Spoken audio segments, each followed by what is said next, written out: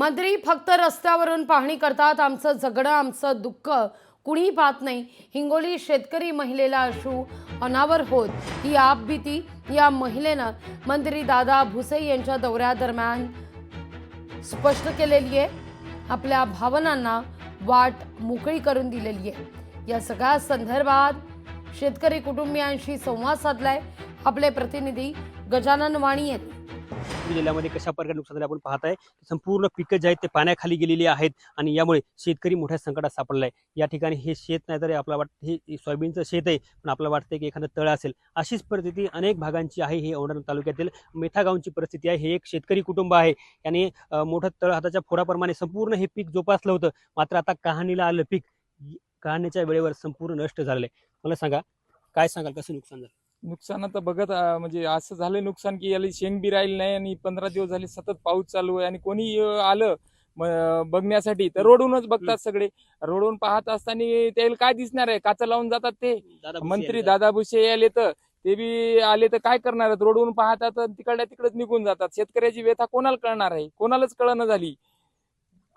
मंत्री संत्री सगळे आले तरी बी काचा वर करतात आणि पूर परिस्थिती पाहतात आणि जातात, हो करू करू करू करू म्हणतात आणि काहीच नाही। शेतकऱ्याला म्हणजे असं झालंय की मरू का वाचू असा प्रश्न झाला की तिकून वरून एक तर भाव बी नाही आणि साधारण ती सबसिडी बंद केली।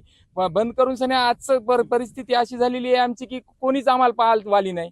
मग कोणी आलं तरी बी रोडूनच पाहणार आणि जाणार। आमच्या मालाला भाव द्यावा हीच आमची परिस्थिती, दुसरं काहीही नाही। आम्ही किती खर्च शेतीत करतो पण आमच्या हाती रुपये बी लागत नाही। काय करावं काही कळत नाही। आम्ही व्याजानं काढला होता, 5 रुपये टक्क्यान पैसा काढला आम्ही, कमी तरी नाही का आमच्या घरी का फॅक्टरी की आम्ही पैसा काढावं, वावरात घालावं, घर धकवावं, काय करावं काही कळना आम्हाला। माती झाली, सगळी माती झाली, काहीच नाही आमच्या हाती, काही नाही, फक्त आता पाला आहे पाला, बाकी काही बी नाही आमच्या हाती।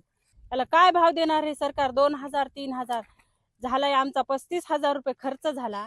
आला याला 2000 3000 तर आम्हाला येतही नाही त्या सोयाबीनचे। आमच्या लेकराचे शिक्षण कसे करावं, लेकराचे पुढं लग्न कसे करावं, आम्ही खावावं काय असे काय कळणं झाले।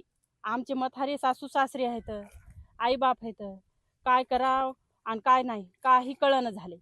आमच्या तिकडं 15 दिवस झाले पाऊस चालू आहे, कोणती मंत्री आला नाही का कोणता अधिकारी सुद्धा आला नाही। मंत्री कुठून पाहणी करतात, रोडवरून येतात जातात, काय बघणार आहे? शेतकऱ्याची व्यथाच त्याला कळणं झाली की आम्ही काय शेतकऱ्याच्या बाबतीत काय निर्णय घ्या, हे काय काहीच कळणं झाले त्या मंत्र्याला। कॅमेरामन राजेश सोबत गजानन वाणी, लोकशाही मराठी, हिंगोली। लोकशाही मराठी ऐका, पहा, जागरूक रहा।